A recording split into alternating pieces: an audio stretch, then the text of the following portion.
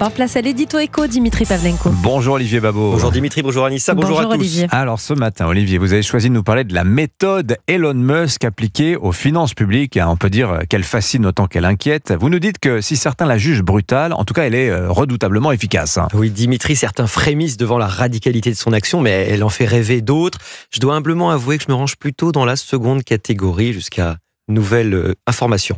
On avait testé avec Twitter, ou plutôt X, en l'espace de quelques mois, Musk a réduit la masse salariale de 80%, coupé dans les coûts superflus, imposé une logique de justification radicale des dépenses. Comme on s'y attendait, il applique la même méthode au DOGE, acronyme en anglais de département de l'efficacité gouvernementale. Elle repose sur une inversion de la charge de la preuve. Ce n'est plus à celui qui veut couper de prouver qu'une dépense est inutile, mais à la dépense de démontrer son utilité. Imaginez à l'instant qu'on applique cela à l'appareil d'État français. Alors ça ferait évidemment hurler les fonctionnaires et les syndicats. Sans doute, mais qui peut nier que la gravité de la situation l'exige, les hausses d'impôts n'étant pas censées être pérennes, nous devons trouver au minimum 20 milliards d'économies de dépenses chaque année pour rester sur une trajectoire crédible d'amélioration budgétaire. Ça ne peut pas se faire sans coupe claire. Oui, 20 milliards d'euros par an, c'est en effet beaucoup. Mais alors, Elon Musk et le Doge, concrètement, comment procède-t-il, Olivier ? Il a mis en place, c'est intéressant, une transparence radicale. Chaque coupe est publiée en temps réel, exposée au jugement du public.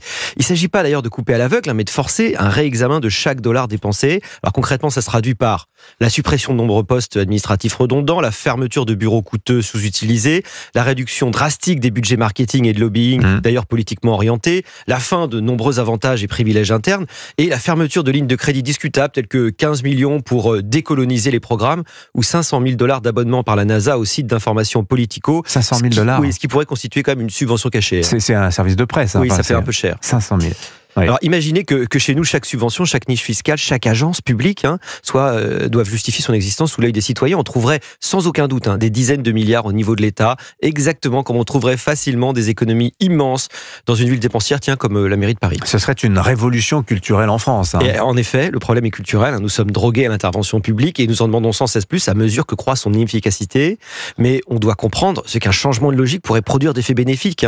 Outre les baisses de dépenses, la même logique d'inversion accusatoire appliquée aux réglementations et contraintes en tout genre pourrait permettre de libérer les énergies de l'économie. Pourtant, on a du mal à croire que cela soit possible en France, Olivier.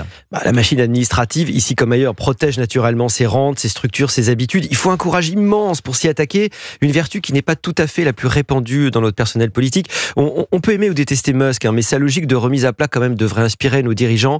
Allez, lançons notre direction de l'optimisation de la gestion de l'État, DOGE, ça marche. Joliment vu. Merci. Signature Europe 1, Olivier Babot. Merci beaucoup, Olivier. Bonne journée. C'était votre rendez-vous avec Banque Populaire, engagé aux côtés de ceux qui entreprennent. Banque Populaire, la réussite est en vous.